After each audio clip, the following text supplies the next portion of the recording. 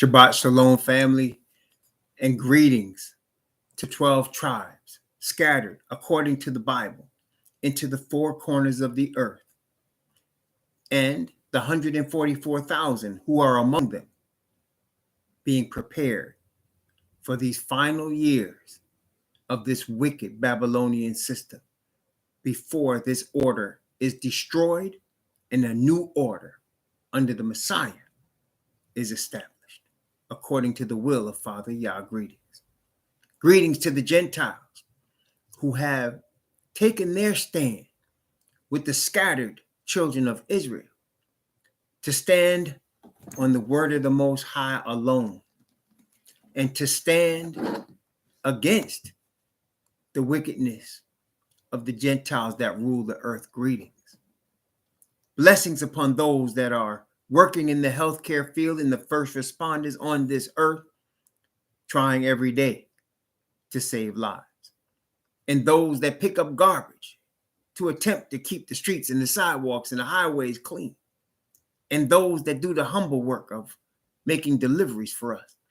Double blessings on the men and women, in law enforcement mostly, trying to deliver and recover the victims of prostitution and child prostitution, the victims of pornography and child pornography, the victims of child molestation and pedophilia, human trafficking and sex slavery, and double curses on the perverts, the profiteers, and the perpetrators that are trafficking in this human misery. Finally, blessings upon those that are homeless. Nearly 600,000 men, women, and children on the streets of the United States of America and millions around the world in similar or worse conditions. Blessings upon them all, for theirs is the kingdom. Brothers and sisters, and greetings to all the brothers and sisters in the chat. Thank you all. Blessings and shalom to all of you. We have been studying the book of Revelation, and we went through chapter 12 of the book of Revelation, and I have been convicted that before we get into chapter 13, I want to spend a little bit more time. I was meditating and on what we're going to discuss or study today for the Most High's glory. And he impressed me with going back into chapter 12. And the reason I believe he did that is to highlight, to amplify, to strengthen, to focus on the remnant of these last days. Because you see, as chapter 12 ends talking about the remnant, chapter 13 begins talking about the enemy of the remnant and the previous attacks of that enemy on the remnant. And then chapter 14 shows the final victory of the remnant and how the remnant got that final victory with Messiah, in the name of Messiah, by the Father Yah. And then chapter 15 continues with that victory, at least the first stage of it, whereby as we are standing on the sea of glass, Father Yah is pouring out his wrath on the earth in the form of the 7 last plagues. The 7th of those plagues is the return of Father Yah with Messiah and the remnant to take possession of this planet for good. And so it's important for us to understand, because we who are alive here today, the Most High would bless us to continue life for the next few years. We are that remnant. Okay. And so it's important for us. I'm being impressed that we would know who we are, where we stand, what we can expect. Okay. It was interesting today. I was looking at the news. I look at the news, and I always tell you guys all the time that 100% of the time, 100% of the time, news media is lying to us. They'll never tell you straight truth. they're always lying to you. When you can approach it like that, okay, then you could deal with it better, understanding the truth, okay? You could deal with it better when you can approach. So if you have somebody that you know, and you know this person very well, generally, they're either a friend that you grew up with, or they're usually a family member. And this family member is always coming at you with some story. You guys know what I'm talking about, right? And so when you wise up, you love the family member, but you know they're lying to you. And so it helps you deal with them better, understanding that everything they're coming at you with is a lie. And you still love them and you still want to help them, but it helps you not be disappointed and helps you deal with them better when you understand that they're lying to you. Okay? Y'all, I think everybody, especially Hebrews, you know somebody like that. Okay? Okay. It's part of us living in this culture, this Western culture that has tried to ruin and destroy us. Well, brethren, when you look at the news, if you can always remember 100% of the time that they're lying to you, then you can see past the lies. And when you combine to see past the lies, you got to see the word of the Most High, right? Because when you see the word, this is the truth right here. So when you see the truth, and we were talking about it this week, you know, it's interesting. People listen to our studies, and we were telling, and I've been telling people, and we're getting ready to go into Revelation 13. And I've been telling people that in Revelation 13, the United States is the last power on planet Earth. And no country beats the United States. The United States is the strong arm for Rome and for the world order. And you're seeing that. And nobody beats them. The United States will be overthrown by the Messiah and by the plagues. Okay? That's what the Bible shows us. And why? Because the Most High once has ordained that he should get the glory for our deliverance. Not man, not us, not anybody. He gets the glory. So as he delivered our fathers in Egypt and he got the glory, he's going to do the same thing with us. So even though everybody agrees with, you know, most people agree with that, they still think Russia is going to beat the United States. It's not going to happen. Why do we know that? Because the Bible shows us. That's what I'm saying. So when the Bible tells you something, and this is the thing about the word of the Most High, according as we read the word of the Most High. For example, Gideon won a battle with 300 men against more than 200,000 men. And he had more men with him, but the Most High said, you don't need that many men because I don't want man getting the glory for this victory. And so he kept reducing it till he had 10,000 going against 200,000. That would have been a tremendous victory. But the Most High said, no, you still got too many. So he ended up with 300. And of course he won. And that's how it always is. When our fathers were delivered through the Red Sea, they were hemmed in. They didn't have weapons. And the Egyptians were coming with the greatest army on planet Earth at that time. And they were delivered. And what's my point? The Most High will always look like his word is not going to come to pass before he brings it to pass. That's what the Bible teaches us. It always looks like it's not going to happen the way he said, and then it happens. Okay. So what we have to understand that principle when you're looking at Ukraine and Russia, it's always going to look like, oh man, Russia looks powerful. Oh man, until they're not. Okay. And you also have to understand what the lie is for. So when the media is lying, they're trying to drum up support for the eventual United States takeover of that area. Okay. They're drumming up support. And they keep bringing you news to get people anxious so that they want to help Ukraine. And then when Ukraine asks for help, It's like borrowing money from a mobster. Now the United States owns you. Okay. And so it always will look like, and again, that's why I believe the Most High had me go this way tonight, because brothers and sisters, with that principle in mind, you must always remember it's going to look like we're not going to win. It's going to look like we're not going to be redeemed. It's going to look like we're not going to make it before we do. And why does the Most High do that? Why did Adam fail? Why did Adam fail? Why did Adam and Eve fail? They didn't believe the word of the Most High. You follow me? If they actually believed what he said when he said, if you eat of this tree, you're going to die, we wouldn't be in this situation. Ever since then, that was the template,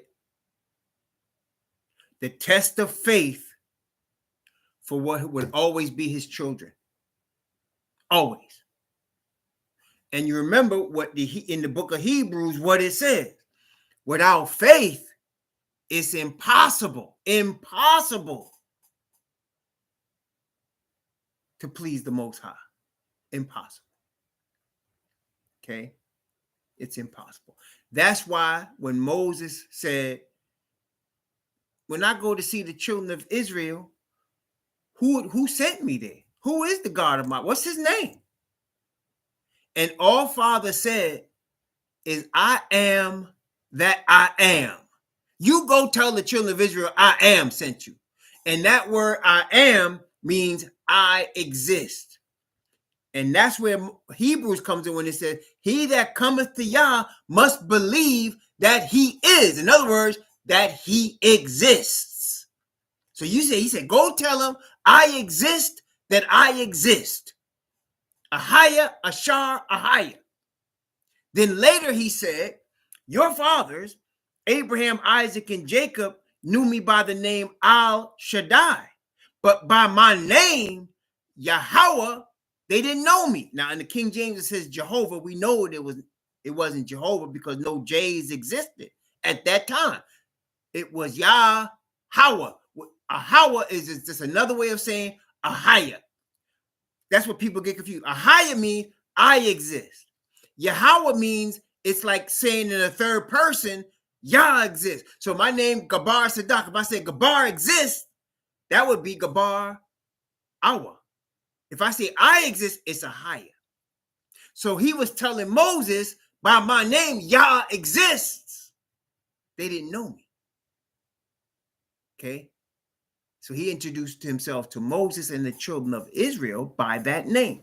Yah exists. Yah Hawa. Yah exists. And why does he?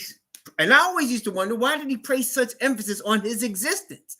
Because in order to please him, in order to be one with him, in order for him to trust you, you got to believe he is. You got to believe he is and who he is.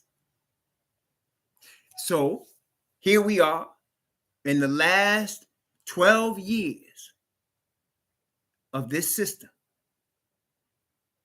Okay, here we are in the last 12 years of this system. We know the enemy is pulling out all the stops. He got, media is blitzing us every day with all kind of information, misinformation, as we know, right? Every day. Media is coming at us every day, and it's just expanded. Like it used to be, like back in my grandfather's day, it was radio. But my father's day, even, it was radio. Back in the 40s, 30s, it was radio for the poor people. Then it became television and radio. Then it became television, multiple channels. Then it became cable television, right? Then it became cable television. And now you got all types, hundreds of radio stations that you have access to. And then came social media, email. Now you got, YouTube, right? Instagram. Twitter, and a lot of others, right? Google. So you got all types of media, and it's all used to bombard us with misinformation. Now, you can get truth out of it, but you got to look behind the lies. And how do you look behind the lies? By knowing what this book says and believing what it says in spite of what you're being told. And brothers and sisters, the brainwashing is strong. I mean, it is strong. Once in a while, my wife and I will catch ourselves saying, wait a minute, man, that's Christianity. And we got to remind ourselves, wait a minute, that's not what the word said. I was talking to one of my good brothers. I mean, brother I've known for more than 30 years. I've known this brother. And we've had our outs, but he's still, and we right now we tight like we was. We brothers. I know him from New York. And he is now awakening. He's awakening to this book. When he and I met, we were both in the SDA church. And so we were talking the other day about the word. And I forgot what the subject we were going into, but then he came out and said, and this is something SDAs will say a lot, but Sister White said, Sister White being, it's what SDAs call Ellen G. White. When you talk to an SDA, when they're among themselves, that's a term they use a lot. They'll say, Sister White said, which means they're going to quote something that Ellen White wrote. And he caught it. And I said, brother, what? I said, who cares what Sister White said? I said, what are we talking about? What did the Bible say? And he caught it and he said, you know what? You're right. But see, it's unlearning from the brainwashing of the cult we was in, of the SDA church and Christianity as a whole. Today, like I saw this, I think tomorrow they're having the St. Patrick's Day parade somewhere. And my wife and I were talking about, because I always thought St. Patrick's Day was like a specific day in March, like on Wednesday or something. But it's the 12th of March. So I asked my wife, who was raised Catholic, and I said, don't they do Lent? Somebody, is Lent in now? I said, when does Lent end? And she said, I think it's Easter. She said, I've been so far removed from that, I can't tell you. Because we are unlearned so much that she had learned as a Catholic. See? And so the brainwashing, especially in the religious world, it's the strongest thing out here, man. It's strong. They use people's religious connections to these organizations to really brainwash them into other things too. Because the strongest brainwashing is religious. Okay? And in the United States, it's the strongest. It's the strongest. And so you could be looking at the word and somebody could read it with you and say, yeah, that's right, until they get back to their church. And then mine goes back to the brainwash. So that's how strong it is. And so they are coming at us with multiple media of lies. But again, when you know what the Bible says alone, you can see behind the lies. So today, CNN was talking about how in China, that the Chinese media, so China is a communist country. And so the government openly controls the media, controls what people can look at on the internet, controls the television, controls the radio. Now, they were saying how in China, they're putting forth a picture of the Ukraine-Russian war that favors Russia.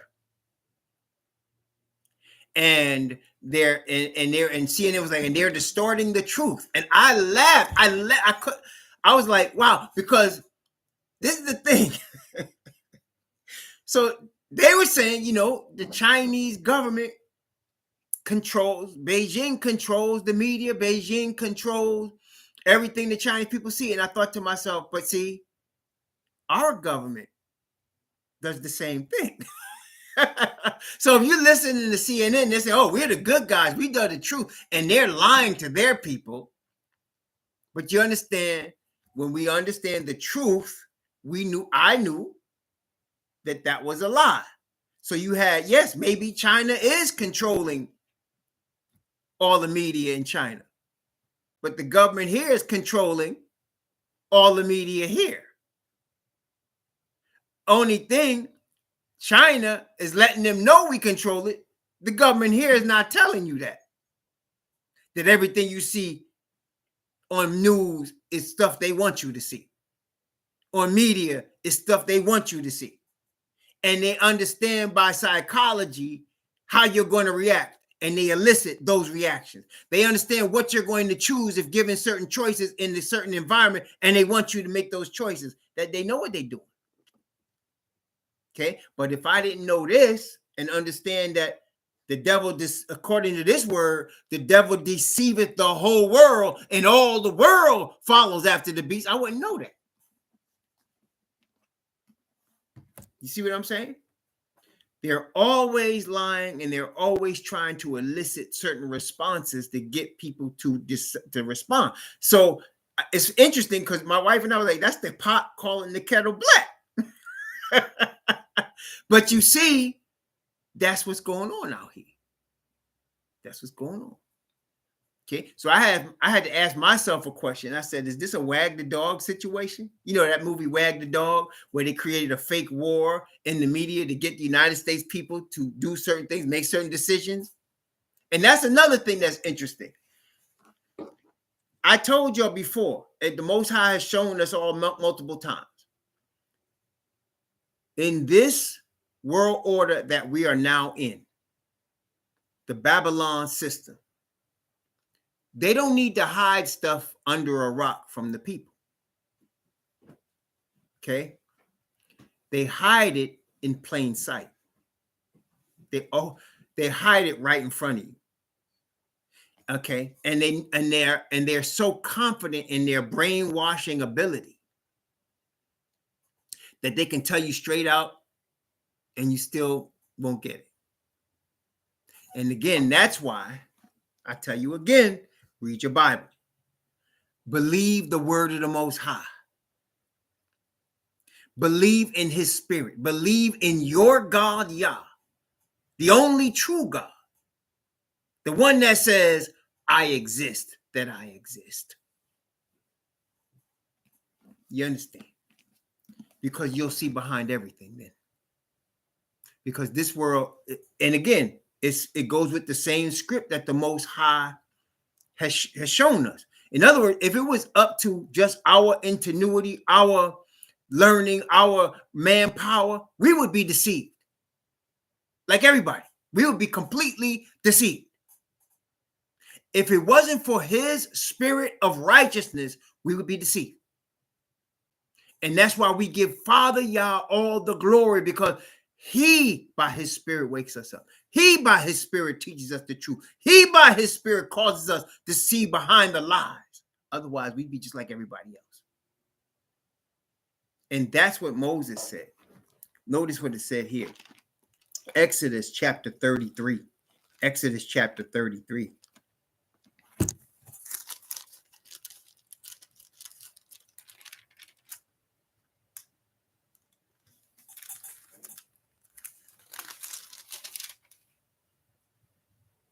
No, not 33. Hold on.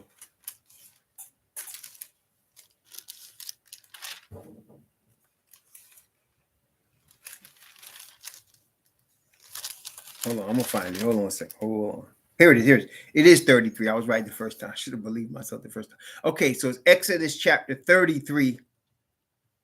Watch this discussion between Yah, Father Yah, who talked directly to Moses, and Moses. Watch this discussion. I'm gonna start at verse in chapter 33 of Exodus. I'm gonna start at verse 9. I'm gonna start at verse 9. Exodus chapter 33. I'm gonna read from verse 9 down to verse 16. Very important. Now watch this narrative, this discussion, this part of the discussion anyway, between Moses and Father Yah. Okay, watch this discussion. Beginning at verse 9.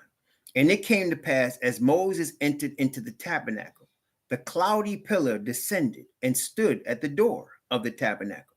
And Yahweh talked with Moses. And all the people saw the cloudy pillar stand at the tabernacle door.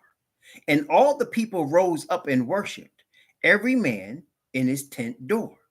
And Yahweh spake unto Moses face to face, as a man speaketh unto his friend. And he turned again into the camp, but his servant Joshua, the son of Nun, a young man, departed not out of the tabernacle. And Moses said unto Yahweh, see, thou sayest unto me, bring up this people, and thou hast not let me know whom thou wilt send with me. Yet thou hast said, I know thee by name, and thou hast also found grace in my sight. Now therefore I pray thee, if I have found grace in thy sight, show me now thy way, that I may know thee, that I may consider that this nation, and that I may know thee, and that I may find grace in thy sight, and consider that this nation is thy people. And the nation of Israel, right? And he said, my presence shall go with thee, and I will give thee rest. So the promise of the Father to Moses, we still got a couple more verses, but the promise of the Father was, my presence, my spirit will be with you. And because I'm with you, I'm going to give you rest. Remember that, Israel. Okay, wait a minute. And he said unto him, if thy presence go not with me, carry us not up hence. For wherein shall it be known here that I and thy people have found grace in thy sight? Is it not that thou goest with us? So shall we be separated, I and thy people, from all the people that are upon the face of the earth. So the difference between Yah's chosen and everybody else is Yah's with them. And why is Yah with them? Aside from the promise to the fathers and the bloodline, he's with them because they trust him, because they believe that he is, that he exists. That's why they trust him. And that's why he's with them. So shall I and thy people be separated from all the people upon the earth. And that is the key in looking past lies, trusting Yah alone. Again, the brainwashing is strong. I go back to the SDA church again. They will tell you, we study the Bible and the Bible only, and then they'll say, Ellen White says. So wait, how could you say I'm studying the Bible alone when you're reading Ellen White's books? The Mormons will say the same thing. Oh, we study the King James Bible only. And have you ever read the Book of Mormon?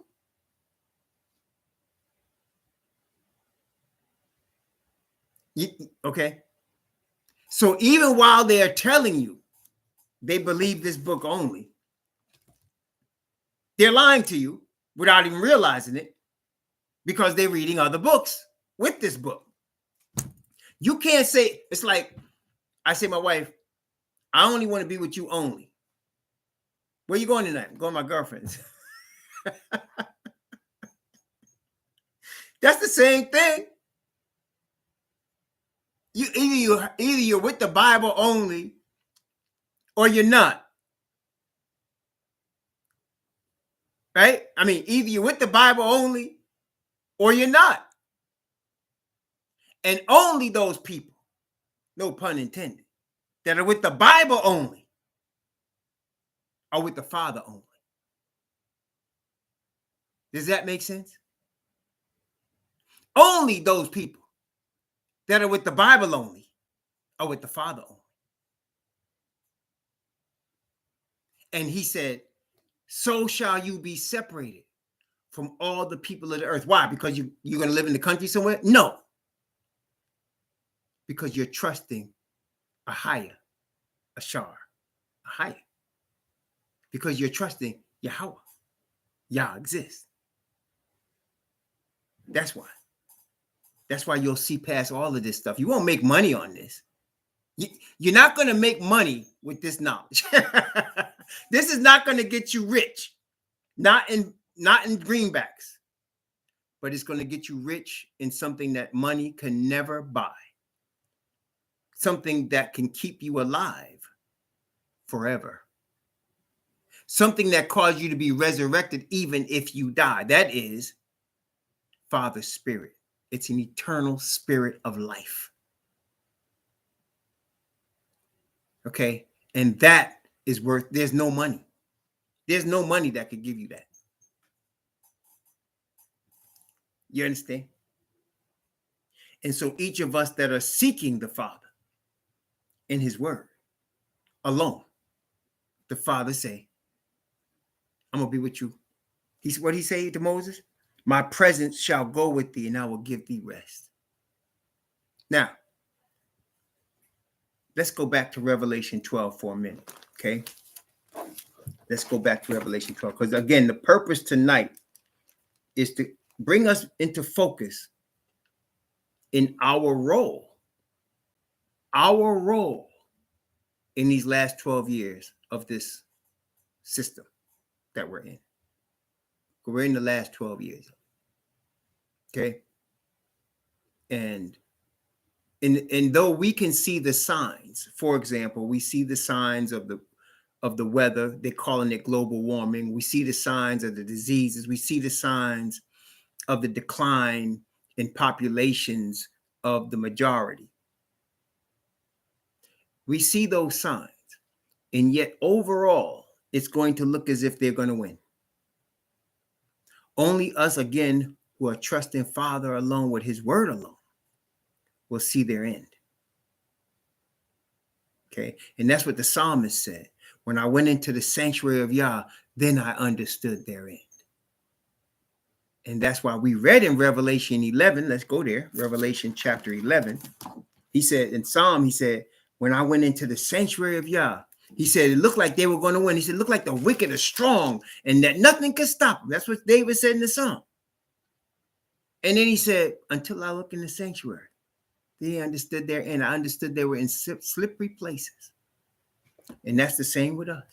Notice again, Revelation chapter 11, and we just need verse 1 and 2 for this point here, but we're going to get into some numbers today. We're going to get into some numbers today to understand our position, where we are right now, and what our position is going to be going forward. Okay, so Revelation chapter 11, verse 1 and 2. And there was given me a reed like unto a rod, and the angel stood, saying, rise and measure the temple of Yah and the altar and them that worship therein. But the court which is without the temple, leave out and measure it not. For it is given unto the Gentiles, and the holy city shall they tread underfoot 42 months. Now, again, just for clarity, if he's telling John, don't measure outside the temple, it's given to the Gentiles. Who is the inside given to, according to the Bible? That's the question. He said, measure the temple and them that worship therein, but the outside leave to the Gentiles. So if he's leaving the outside to the Gentiles, who's inside worshiping in the temple? That's the question. Who's inside? If the Gentiles, he said, Yahweh court, leave that. That's given to the Gentiles.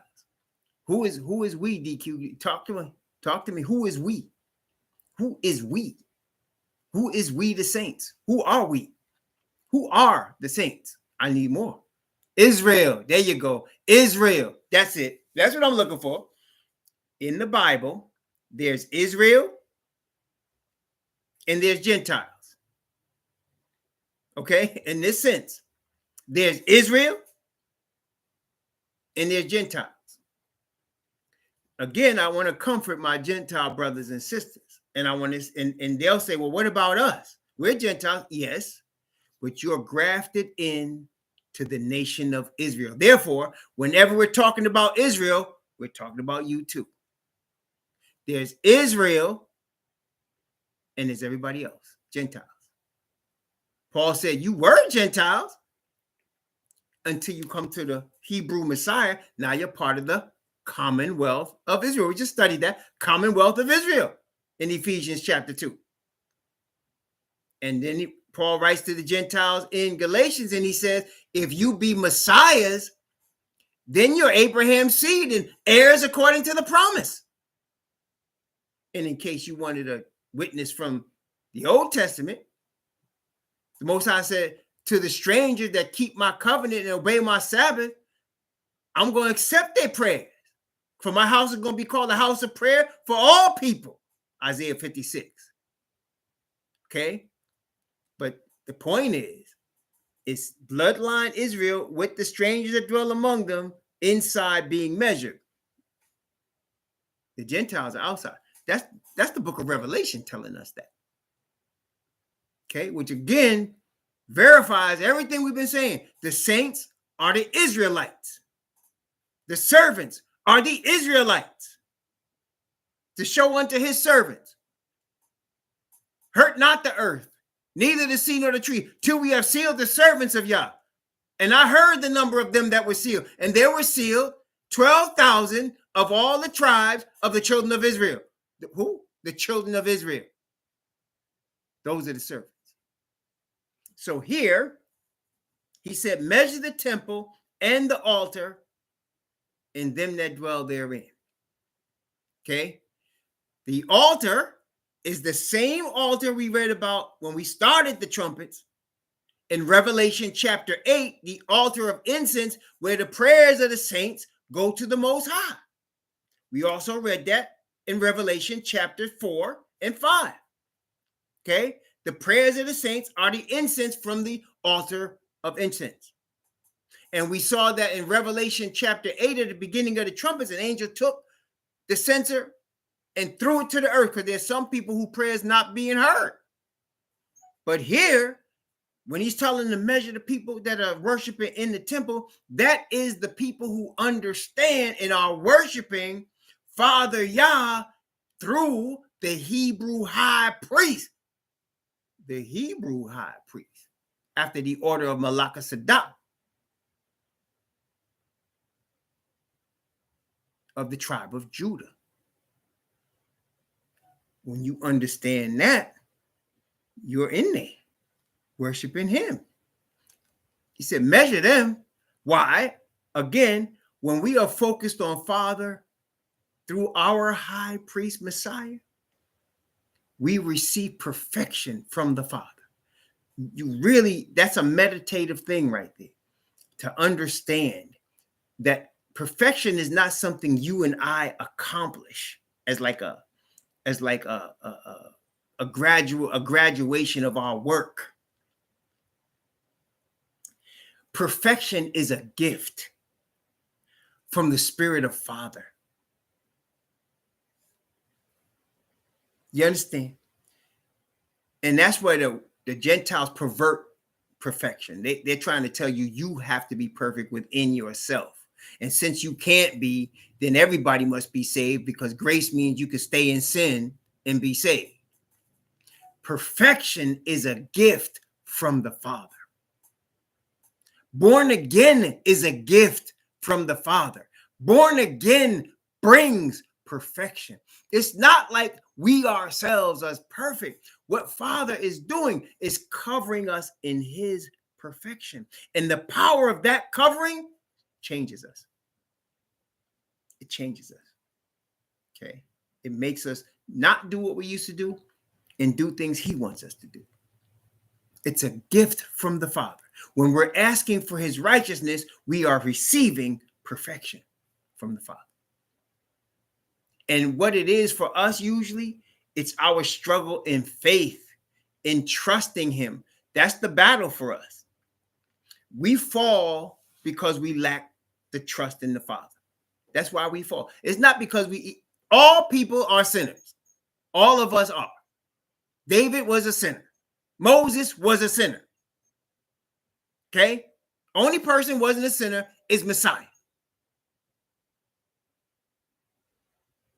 And so in instances where David fell, where Moses fell, how did they get back? Repentance to the Father. Repentance brings his gift. Forgiveness, grace, and righteousness.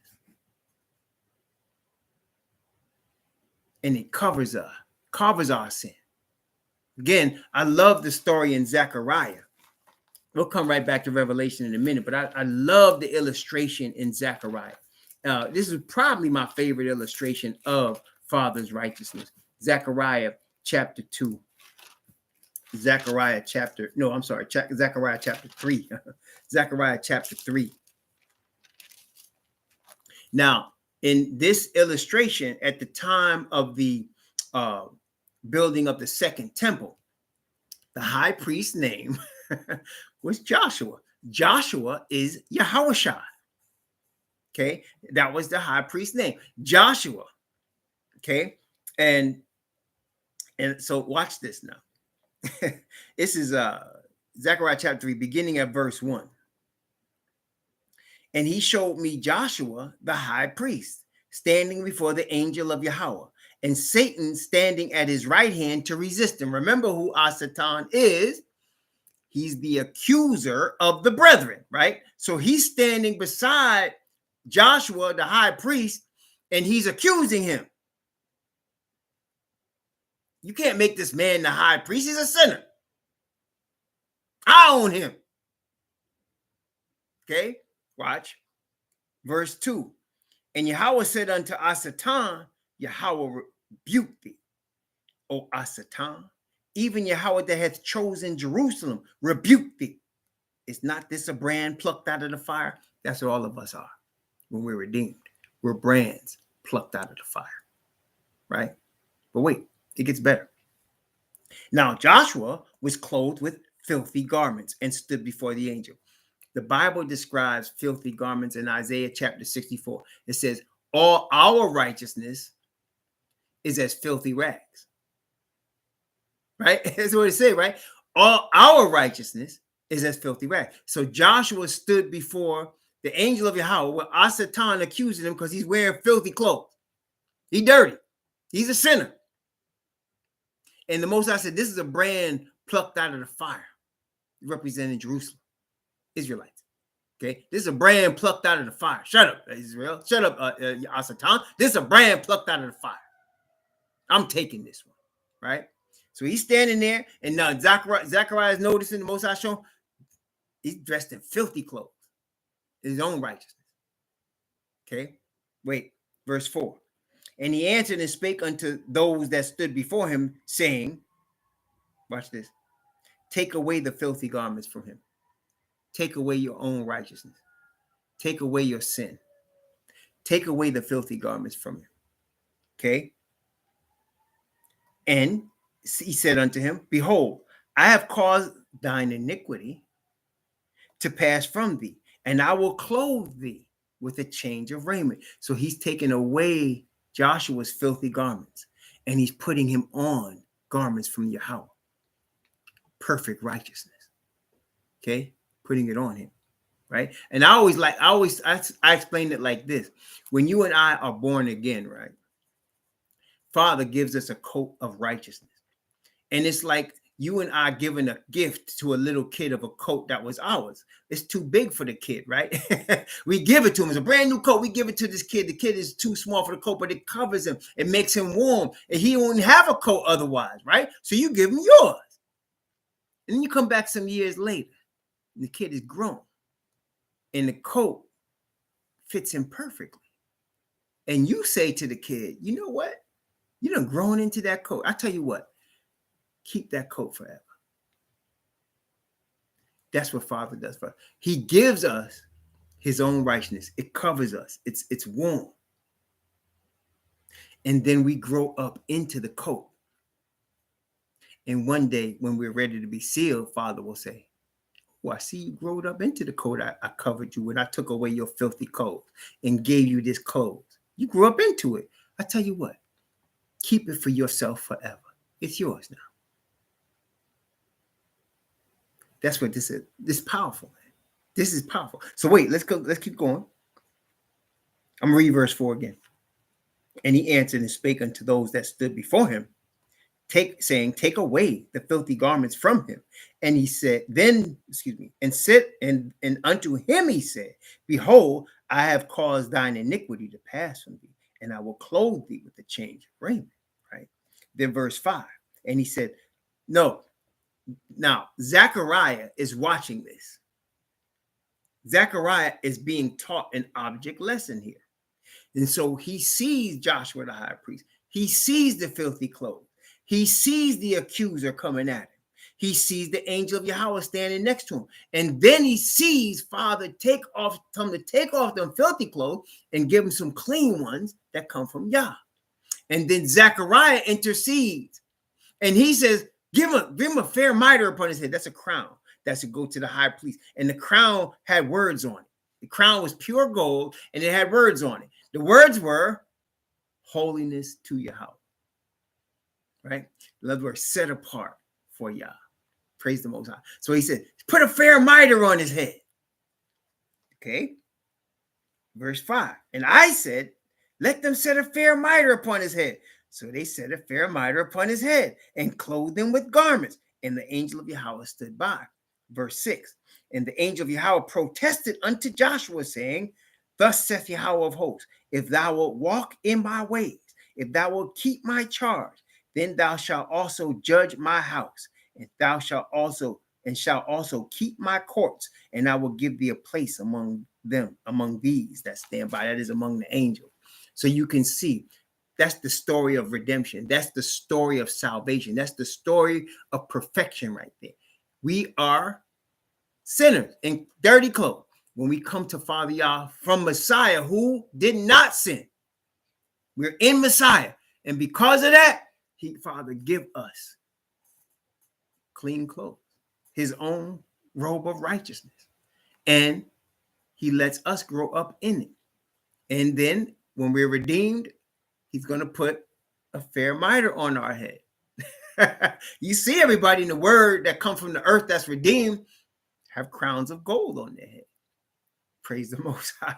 See how deep that is? So when we're praying in the temple and the outside, the Gentiles, they're in their own righteousness, whatever it is, whatever religion they are in. We're praying to the Father of Abraham, Isaac, and Jacob. And we're receiving perfection as a gift. That's changing us into his own image.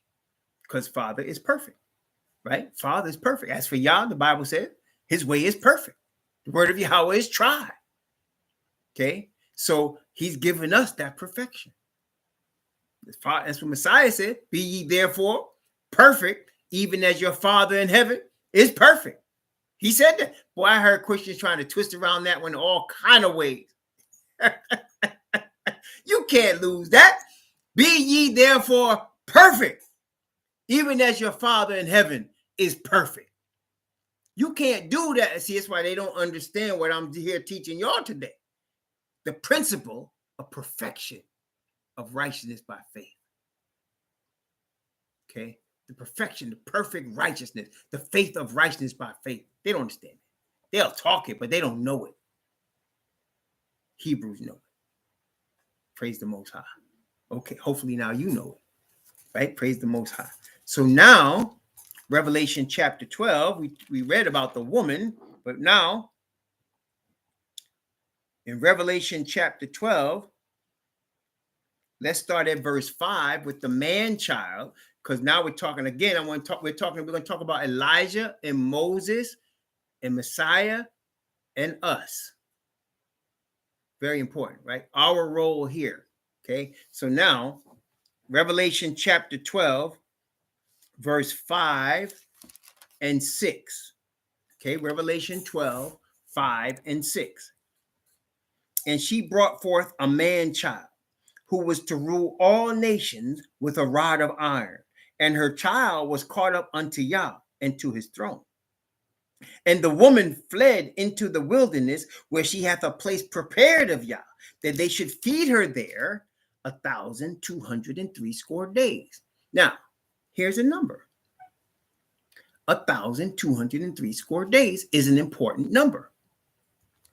It's the equivalent of the 42 months we read about in 11 verse 2. And the court which is without the temple leave out and measure it not, for it is given unto the Gentiles, and the holy city shall they tread underfoot 42 months. That number is one of the most significant numbers in the Bible, and it's used in a variety of ways. You ready? Let me give you the larger ways first. 1,260 years from when the Israelites left Egypt to when they were kicked out of Jerusalem in AD 70. 42 months, 1,260 years. 1,260 years from 508 AD.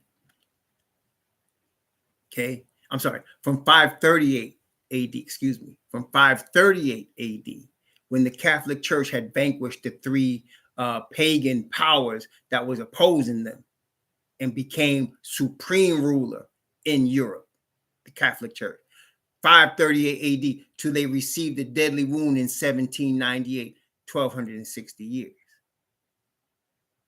Now, let's break it down for us, okay?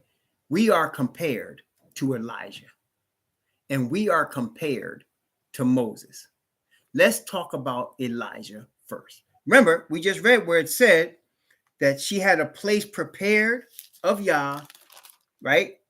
That he should feed her there 1,203 score days. So it's not only a day-year prophecy, which we just said with the Israelite kingdom being 1,260 years and the Catholic Church ruling unchecked for 1,260 years. It's also a literal 3.5 years. How do we know that? Let's go to the Bible. First, let's look at James. James, the last chapter.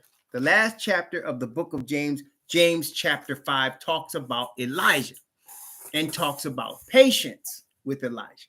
Brothers and sisters, one of my vices, as most of you know, is the New York Knicks. Big vice of mine. Major vice is the New York Knicks, and I admit it freely. And I know one day I will not be able to watch the Knicks. I'll not be able to watch sports. I'll not be able to see basketball again. That's going to happen. But right now, I do enjoy the Knicks. Not on Sabbath, obviously, but I do. Well, one of the things I've learned from my Knicks channel is how impatient and short-sighted people are in New York. But then I realized that in general, in society, people are impatient and short-sighted. As a matter of fact, I think that is an affliction that all of us suffer before we meet the Most High. Wisdom and trial teach us to look farther than a short-sightedness. Trial teaches us patience. Okay? Trial. And which is why no people on the earth have been tried like the Hebrews. No people on the earth have been tried like the Hebrews. Okay? And listen here, all of us, every last one on planet Earth is a combination of the history of our people. I don't care where you come from. You are a conglomeration of your people's history. And let's look at it even on a micro level.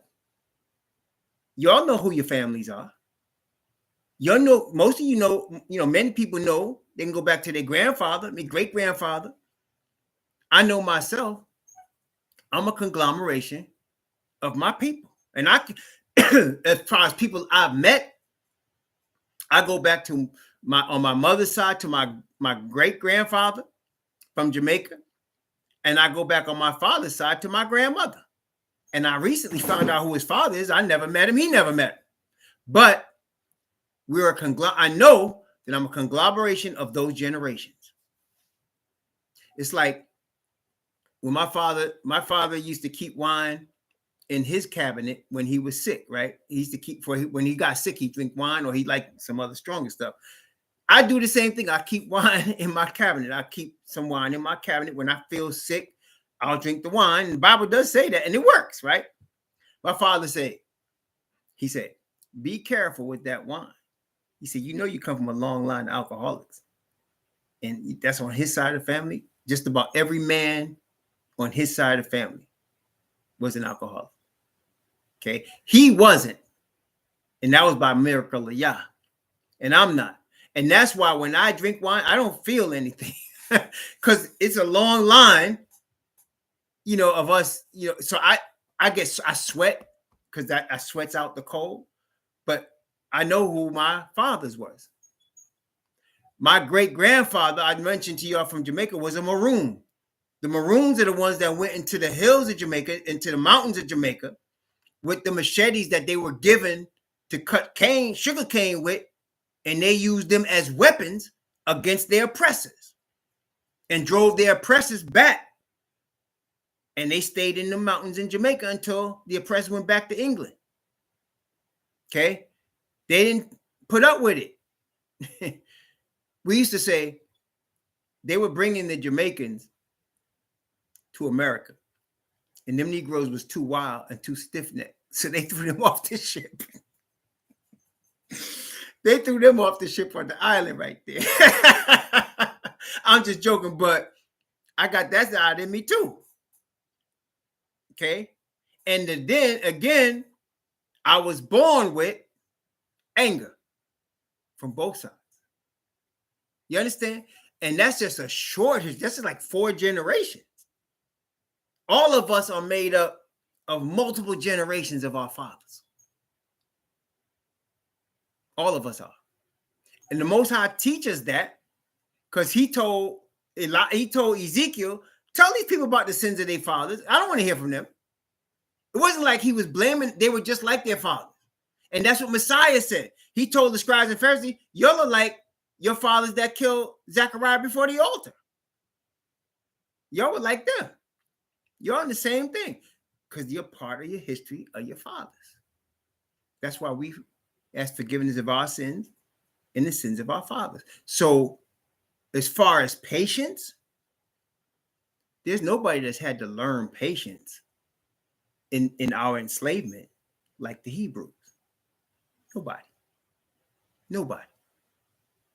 Not all the centuries we've been through. Okay? And so that's preparation for this final generation of Hebrews. Okay? In James chapter 5. Watch. James chapter 5. Now, of course, in the New Testament, they call Elijah Elias, right? That's the Greek way, but it's Elijah. James chapter 5, beginning at verse 17. In fact, let's just read verse 17 and 18. James chapter 5, verse 17 and 18.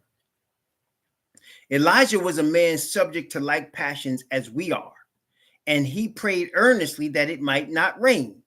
And it rained not on the earth by the space of what? 3 years and 6 months. That's 1,260 days. Okay? 3 years and 6 months. That's 42 months. That's 3.5 years. That's 1,260 days. Remember, we are a type of Elijah. Okay, wait a minute. In verse 18, and he prayed again, and the heaven gave rain, and the earth brought forth her fruit. See, so that is a sign. There's that number 3.5, 1,260, 42 months. Wait a minute. So let's go to Elijah. Let's go to Elijah and see where this started. Let's go to Elijah and see where this started. First Kings, I believe it's chapter 18. First Kings, chapter 18. Now, yes, 17. It's 17. First Kings, chapter 17. This is when we see Elijah the first time. You don't see Elijah before this. All the time before this in the Bible, you don't hear nothing about Elijah. Okay? It's after this you see Elijah, and then he's taken. And that's what we're talking about here. Remember, we are a type of Elijah. We are the forerunners, as John the Baptist was, of Messiah. Okay? We're the forerunners of Messiah. John the Baptist was the forerunner of Messiah. Okay? And he was described also as a type of Elijah. Okay. So 1 Kings chapter 17, let's read verse 1, right? And Elijah the Tishbite, who was of the inhabitants of Gilead, said unto Ahab, as Yahweh most high of Israel liveth, before whom I stand, there shall not be dew nor rain these years, but according to my word. So now, he walked into Ahab's court, a king.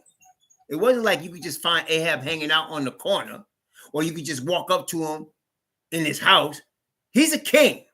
He's surrounded by soldiers. And Elijah walked up in there and gave this pronouncement. Now, verse 2 and 3. Actually, I'm going to go from verse 2 down to verse 7. And the word of Yahweh came unto him, saying, Get thee hence and turn thee eastward, and hide thyself by the brook Cherith, that is before Jordan.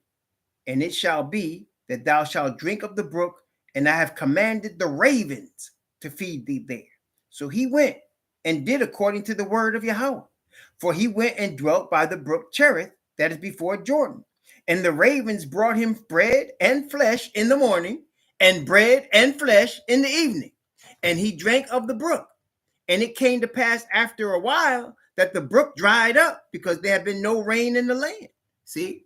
So he came in boldness and made a pronouncement to the king of Israel and walked out. Nobody touching him. Why? Because the Most High was protecting him. And he said, it's not going to rain. And the Most High knew that they were going to come after him. So wait, Elijah was 3.5 years clothed in sackcloth. Does that sound familiar? Elijah was 3.5 years in the wilderness. Does that sound familiar to y'all after we studied the book of Revelation, chapter 11? 3.5 years clothed in sackcloth in the wilderness. And who was providing for him? He said, I've commanded the ravens. And he said twice a day, they brought to him bread and flesh. He wasn't eating no blood. It wasn't like no raw piece of meat. The Most High brought him food he could eat. No blood in it, from the birds. And he drank the water from that brook until it dried up. Then he sent them somewhere else. Then he sent them somewhere else. The Most High provided for Elijah in the wilderness for 3.5 years. He provided for our fathers in the wilderness for 40 years. He will provide for us in the wilderness for 3.5 years. Are you following me so far? You understand where we're going. You understand what this is about. You understand what you're being prepared for. You're being prepared to trust your Father. To trust your Father above everything. And in order to trust your Father, you got to trust his word above everything. You got to trust his word above everything. Elijah, and before we are sent into the wilderness, we're going to give a message. And it's going to be bold.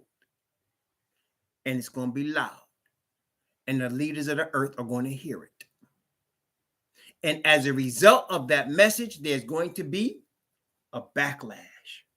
Now, brethren, I had 15 minutes of fame once. I don't ever want it again. My 15 minutes of fame was involving an NBA basketball player. And for about a week, my name was on the cover of the Boston Globe. It was in Sports Illustrated. It was on it because the basketball player was in Massachusetts. It was in Boston Globe. Well, I forgot the other paper. It was in the Hartford Courant. It was in the front page. I had newspaper people banging on my door. People called me from television stations, and at the end they were trying to down me because really what it was, there were sports agents that was trying to vie for this player's services, and they was afraid, since I was close to him, that he was going to choose me. And one of those agents did some dastardly things. It's a dirty game. But the point is, you do not want that light on you. You do not. It's ugly in the media lights, man. It's ugly. I saw this. The Most High, I thought I wanted to be involved until that happened. Then I said, you know what, Dad? It was over my head. It was over my head. Okay. And so I said, nah, And brethren, why do I bring that up? When we give the message that Father give us by the power of his Spirit to announce about Messiah, about the truth of these churches, about the corruption of the earth, and what makes the message unique is the power of Father's Spirit that will attend the message. Okay? There's going to be what they call in the world blowback. Blowback is a reaction, a negative reaction to something. Okay? So like, and I got that term from the CIA. Heard the CIA people say that on various documentaries I have bought. They call it blowback. So they actually, when they do something, they're expecting a certain amount of blowback from the media, from the public. They're expecting some blowback, and they're already preparing to handle it. Well, brethren, we're going to get blowback for delivering Yah's message, such as never been seen on planet Earth. We're going to be made to look like the biggest monsters this earth has ever seen. Why? Because Asatan is going to orchestrate the blowback. And so when we give the message, as Elijah gave his message, there was what? Blowback. And he was sent into the wilderness. And the Bible says later that King Ahab was looking all over the then known world for Elijah, threatening kings trying to find him. But the Most High hid him. He would say, go here to the brook, and then when the brook water drop, I'll send you here. And then I'm going to send you here. You understand? And so we of ourselves can't prepare ourselves for that. We can be prepared by our Father. And we get prepared by him by allowing that, because why? We learn to trust him. And it's no crime to have to learn to trust the Most High. You can't trust somebody you don't know. You have to know him in the spirit world. And you have to understand the spirit world exists. That we're not wrestling against flesh and blood, as the word tells us. We wrestle against spiritual wickedness in high places. That there's a spirits out there. The spirit of the righteous, of the angels of righteousness on the Father's side, and the spirit of Asatan that runs this earth on his side. You have to understand that 100%, 24/7. You got to understand that that's the deal. And that's how you learn to trust your Father, because his spirit calms you, guides you, blesses you. I can't tell you how many times I get on my knees and ask him for help in a certain thing, and he always shows up. He always shows up. Okay? And always is not what I thought, but he shows up. He does. And I praise the Most High. And so you have to learn in the spirit to trust your Father. And then as he teaches you how to trust him, he's going to get you prepared for this. We're going to give a message. And even like the sisters and brothers that are not the 144,000, you're going to be counted among us, because it's going to say, like, remember what happened to Peter? The young girl saw him when they arrested Messiah. Said, hey, one of them. He was there with him. And Peter said, no, I don't know him. We're not going to say that. But that's going to be the deal. Your wives, your children, anybody that's with you. Hey, wait, you know that crazy Negro raw Hebrew. You know him. You was with him. I saw you with him. It's going to happen, y'all. Look, 1 Kings chapter 18. 1 Kings chapter 18. 1 Kings chapter 18, beginning at verse 1. It's 3.5 years later now. Okay. And it came to pass after many days that the word of Yahweh came to Elijah in the 3rd year, saying, go, show thyself to Ahab, and I will send rain upon the earth. And Elijah went to show himself unto Ahab, and there was a sore famine in Samaria. And Ahab called Obadiah, which was the governor of his house. Now, Obadiah feared Yahweh greatly. Okay. So, okay, Obadiah. Okay, that is servant of Yah. All right, now, for it was so when Jezebel cut off the prophets of Yahweh that Obadiah took 100 prophets and hid them by 50 in the cave and fed them with bread and water. So he did secretly serve the Most High's servant. He held the prophets because Jezebel, Rome, will kill all of Yah's prophets. We've already seen that. And I talk about Yah's prophets. Most people don't recognize Fred Hampton as one of them.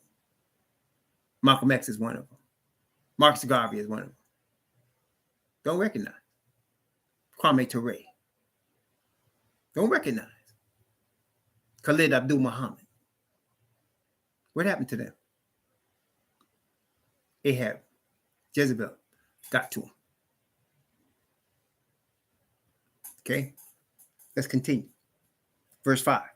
2 Kings 18:5. And Ahab said unto Obadiah, go into the land, unto all the fountains of waters, and to all the brooks. Peradventure we may find grass to save the horses and mules alive, that we lose not all the beasts. That's how bad it was. Their animals was dying of thirst and hunger.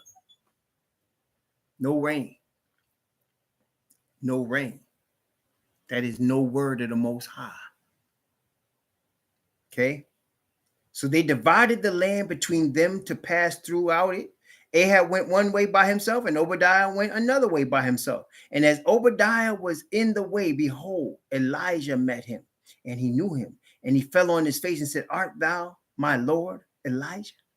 And he said unto him, and he answered him, I am. Go tell thy Lord, behold, Elijah is here. So now he was ready to stand before the king again. Notice again what Obadiah told him. 1 Kings chapter 18, verse 8. And he answered, I am. Go tell thy Lord, behold, Elijah is here. And he said, what have I sinned, that thou wouldest deliver thy servant into the hand of Ahab to slay me? As Yahweh thy most high liveth, there is no nation or kingdom whither my Lord hath not sent to seek thee. And when they said, he is not here, he took an oath of the kingdom and nation that they found thee not. See, he was going to other kings and say, where's Elijah? He wanted to kill him. And now the Most High is sending him back. Stand before Ahab. Now, why? Because when the Most High sends you, brethren, you are under his protection. You are under the protection of angels that cannot be seen, not by human eyes. Okay, he sent him there the first time with a message. He knew there was going to be blowback, sent him into the wilderness for 3.5 years and protected him. Now he sent him out again, this time to stand before him again. What did he say? Notice, let's skip down. 1 Kings chapter 18, verse 15 to verse 18. Verse 15 to 18. And Elijah said, as Yahweh of hosts liveth, before whom I stand, I will surely show myself unto him today. So Obadiah went to meet Ahab and told him, and Ahab went to meet Elijah. Ahab went to meet Elijah. And it came to pass when Ahab saw Elijah, that Ahab said unto him, art thou he? Ahab said to Elijah, art thou he that troubleth Israel? Again, brethren, we're going to be blamed for all of the problems on the earth. He said, Ahab said, are you the one that's bringing all this trouble on us? And most of the public will be with Ahab. Okay. Blowback. Let's continue. And he answered, what did Elijah say to him? And he answered, I have not troubled Israel, but thou and thy father's house, in that ye have forsaken the commandments of Yahweh, and thou hast followed Balaam. You have forsaken the commandments of Yahweh, and you follow Balaam. That's why the trouble came. See, that's the truth. Why does the plagues fall on the earth? Because they have corrupted the earth by forsaking Yah and trying to destroy his people. Okay? Why is this world going to be destroyed? Because they have forsaken Yah, they have killed his prophets, and they have tried to destroy his people. And Yah is commanding us, keep my commandments. obey my word. Okay. The rest of the story, I'm going to tell you. He goes to Mount Carmel, and his last message is, how long are you going to stand between two opinions? Either serve Yahweh or serve Balaam. You can't do both. And the people saw the miracle that was performed in the fire coming from the fire coming from the sky. And they said, and they chose Yahweh, right? And at that point, after that point, Jezebel put out the death decree on Elijah, put the death decree on him. And what happened? He was translated in a whirlwind. Remember that? He was translated in a whirlwind, taken to the third heaven. We are Elijah. We are Elijah. Okay? We are Elijah. So let's go over that. He's commanded to go before Ahab. He brings a bold message. It caused them all to be frozen. He got out, and the Most High knew there was going to be blowback. So he sent them to the wilderness for 3.5 years, 1,260 days, 42 months in sackcloth. He fed him with birds and ravens and people. And then he commanded him, go show yourself to him again. He was accused of causing trouble because of his word that he got from the Most High. And that's how it is today. Truth is called a lie, and lie is called the truth. People are against the word by claiming to follow the Most High at the same time. Okay? And he was sent back, and he said, no, you and your father caused the trouble, your father's house, because you're forsaking Yahweh's commandments and you serve Baal. Then he stood up and he said, how long halt y'all between two opinions? He was talking to Israel. The message, listen, the final call is to Israelites out here in Babylon. So he gave the final call. How long halt you between two opinions? If Yahweh be Most High, serve him. If Baal, serve him. And then the Most High performed a miracle that all the people saw. And they bowed down. And they said, when they bowed down, Yahweh, he is Yah. Yahweh, he is the Most High. And then the people, because of the reaction of the people, Jezebel told Ahab, I'm going to kill Elijah. And Elijah fled into the wilderness, and the Most High had him fast for 40 days. And then he translated. We're Elijah.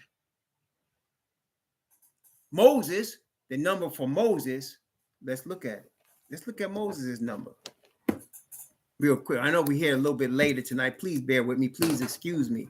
You know, I don't like to go longer than an hour, a little over that, but we're going a little longer tonight. So please bear with me. I just got a few more minutes and a few more things to share with you. Look here, Acts chapter 7. Acts chapter 7. Yeah, that's right, Mark. Messiah's ministry, 42 months, 1,260 days, 3.5 years. Okay, no coincidence. Let's look at Moses' number, though. Look at Moses' number. Acts chapter 7. Acts chapter 7. This is Stephen giving actually the history of the children of Israel. And now let's look at what he says about Moses, because he's going to show us Moses' number. Now, we know that the Bible tells us in Deuteronomy chapter 34 that Moses was 120 years old when he died. 120 years old. But let's break it out. Let's let the Bible break it out for us. Notice again.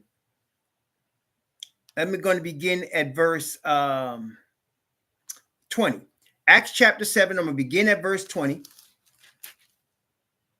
And I'm going to go from verse 20 down to verse 30. Okay? Acts chapter 7, 20 to 30. In which time Moses was born and was exceeding fair and nourished up in his father's house 3 months. And when he was cast out, Pharaoh's daughter took him up and nourished him for her own son. And Moses was learned in all the wisdom of the Egyptians and was mighty in words and in deeds. And when he was full 40 years old, it came into his heart to visit his brethren, the children of Israel. So when he became what? 40 years old, it came into his heart to go visit the children of Israel. We're looking at Moses' number. Let's continue. Verse 24. And seeing one of them suffer wrong, he defended him and avenged him that was oppressed and smote the Egyptian. For he supposed that his brethren would have understood how that the Most High by his hand would deliver them, but they understood not. And the next day he showed himself unto them as they strove, and would have set them at one again, saying, Sirs, ye are brethren, why do ye wrong one to another? But he that did his neighbor wrong thrust him away, saying, Who made thee a ruler and a judge over us? Wilt thou kill me as thou didst the Egyptian yesterday? Then fled Moses at this saying, and he was a stranger in the land of Midian, where he begot 2 sons. And when 40 years were expired, there appeared to him in the wilderness of Mount Sinai the angel of Yahweh in the flame in a bush. There's the number again, 40. So Moses was 40 when he grew to understand he wasn't Pharaoh's son. He was an Israelite, and he went back to his brethren, but they didn't recognize him, didn't want him to rule over them. Then he fled, and he was 40 years in Midian. And we know he lived to be 120 years, and he led Israel for what? 40 years. So Moses' life was what? A test. And we are Elijah and Moses, the 2 witnesses. We are of Father Yah's spirit, and we are of, our lives are a test.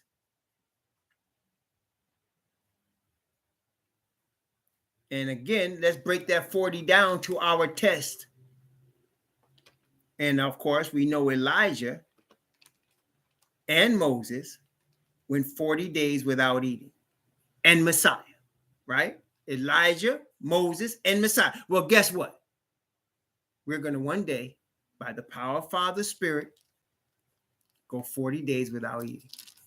We're going to do that. It's going to be the Spirit that caused us to do it. Don't worry. Don't worry. The Most High got it. Okay? Deuteronomy chapter 8. Deuteronomy chapter 8. Remember, you and I are Elijah and Moses. Elijah, 3.5 years in the wilderness, clothed in sackcloth, gave a message that had blowback. And at the end, before he was translated, finished the message. We just read that. Actually, we read that whole account in Revelation 11, if you was actually looking at it. See that? That whole thing. Okay? Deuteronomy chapter 8. Deuteronomy chapter 8, verse 1 through 7. Deuteronomy chapter 8, Moses' number, 40. Elijah's number, 3.5. Right? I send you Elijah the prophet before the great and terrible day of Yahweh come. And remember the law of Moses, my servant, with the commandments and statutes and judgments. Remember that. Okay. Deuteronomy chapter 8, verses 1 through 7. All the commandments which I command thee this day shall ye observe to do, that ye may live and multiply and go in and possess the land which Yahweh sware unto your fathers. Thou shalt remember all the way which Yahweh thy Most High led thee these 40 years. 40 years. In the wilderness, to humble thee, improve thee, to know what was in thy heart, whether thou wouldest keep his commandments or no. So the 40-year test was for them to see if they were going to be obedient to Yah. Elijah said Ahab caused all the trouble of Israel because of his disobedience and worship of Baal, otherwise known as Lord. Okay. Verse 3. And he humbled thee and suffered thee to hunger and fed thee with manna which thou knewest not, neither did thy fathers know, that he might make thee know that man doth not live by bread only, but by every word that proceeded out of the mouth of Yahweh doth man live. Thy raiment waxed not old upon thee, neither did thy foot swell during these 40 years. So he kept them. He kept their clothes. He kept their feet. He kept them healthy in the wilderness for 40 years. He'll keep us too. Okay. It won't be 40 years, but it'll be 40 days after 3.5 years. Okay. Thou shalt also consider in thy heart that as a man chasteneth his son, so Yahweh thy most high chasteneth thee. Therefore thou shalt keep the commandments of Yahweh thy most high, to walk in his ways and to fear him. For Yahweh thy most high bringeth thee into a good land, a land of brooks and of water, of fountains and depths that spring out of valleys and hills. There we are, brethren. That's you and me. And now, finally, back to Revelation. We finished tonight. Revelation chapter 12, where we ended up last time. But now I wanted you to look at it from that perspective, understanding who we are in this fight, what our role is in this fight, what our responsibilities are in this fight. Trust the Most High Yah. Read his word. Learn him. Receive perfection as a gift from him. And grow. And learn. And let him school you. Praise the Most High. Revelation chapter 11. Verse 17. And the dragon was wroth with the woman, and went to make war with the remnant of her seed, which keep the commandments of Yahweh and have the testimony of Messiah, YHWH. Okay? 3.5 years. 40 days. Trust Yah. There's going to be blowback. That's why he said he was wroth and went to make war against the remnant that was left. That's us. We're Elijah. We're Moses. Messiah is with us. We have the commandments of Yah. And we have the testimony, the witness of Messiah. Why does that mean the witness of Messiah? Messiah bears, well, listen now, watch this now. Remember what we read in Ephesians. We are in Messiah. As Messiah stands before the Father, he represents all of Israel. We are in Messiah. Just as Aaron, the high priest, represented all of Israel on the Day of Atonement. Messiah, after the order of Melchizedek or Melchizedek, he represents all Israel before the Father. Okay? He bears witness for us. That's the testimony. And Father, in response to that testimony, gives us what? His Spirit. Which is why the angel said, I am your fellow servant. And we serve Yah. And the testimony of Messiah is the spirit of prophecy. That's the spirit of perfect righteousness from the Father that causes us to bring what? Elijah's message. So the testimony of Messiah is him. We have his witness. We have his witness. We have received Father's righteousness. And we obey his commandments. And they're going to want to kill us. Because that's the blowback. He was enraged. The Bible says he went to make war. That's blowback right there. That's the blowback. So now chapter 12 shows you Israel. It shows you Messiah coming from Israel. It shows the dragon at war with Messiah and with Israel, his remnant. And it shows the number, the 1260 number, the number that represents Elijah, the number that represents Israel, the number that represents us. Okay, and in doing so, we know it, he showed us the 40, testing. We are being tested and tried. And we'll be tested and tried all the way through. There's going to be blowback. That's the blowback. Revelation 12:17. The dragon was wroth. That's words. Wroth means enraged. He's enraged at the woman. He's enraged at you and I, the Israelites. And he went to make war. Let me give you one more verse to that. Hold your finger there real quick. This is the last verse, I promise. Daniel chapter 11. It's the same thing, what I'm about to read you in the Old Testament. It's the same thing. Daniel 11:44. Daniel 11:44. Watch this, y'all. Daniel 11:44. But tidings out of the east and out of the north shall trouble him. Therefore, he shall go forth with great fury to destroy and utterly make away many. That's the exact verse as Revelation 12:17. And the dragon was wroth with the woman, enraged, and he went to make war with the remnant of her seed. Great fury. Because we're Elijah. Going to look all over the earth to find us. And as he couldn't find Elijah, they will not find us. And as Elijah was sent into the wilderness and was provided for, so will we be sent into the wilderness.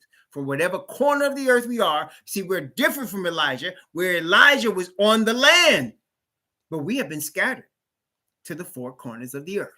And so we will be scattered in the four corners of the earth, and from the four corners of the earth, we will flee. And from the four corners of the earth, he will provide for us.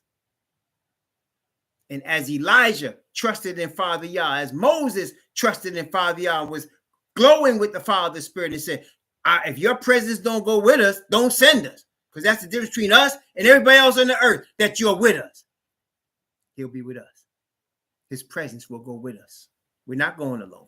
His presence, his spirit will go with us. Learn the Father's Spirit. Learn his spirit. Pray that the Father give you his spirit through Messiah, that you might be obedient also. Praise the Most High. That's right. Praise the Most High. So I wanted to give us that to set the stage for what we're going to read in chapter 13. Okay. So that's us. He's wroth with us for those reasons. Okay. And that's why we're Elijah, we're Moses, we're the two witnesses. Okay.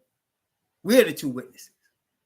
And what happened to Elijah and what happened to Moses is our story too. And there's going to be blowback. Big time blowback. Okay. But the Most High provide for us. Remember that. Praise the Most High. All right. Well, by the grace of the Most High, tomorrow we'll be going into chapter 13. I got to go into chapter 17 first, though.